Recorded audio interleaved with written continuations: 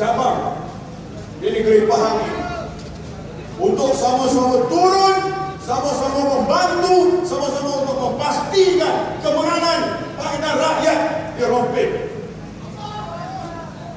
Itu komitmen dan janji kita. Walaupun bertembung dengan pelanggaran perkhidmatan PAUD, tapi kita telah sediakan jadual dan acara untuk sama-sama turun ke medan, sama-sama bersama dengan tuan-tuan dan puan-puan untuk kita kempen dan kempen dan kempen untuk memastikan kemenangan calon kita.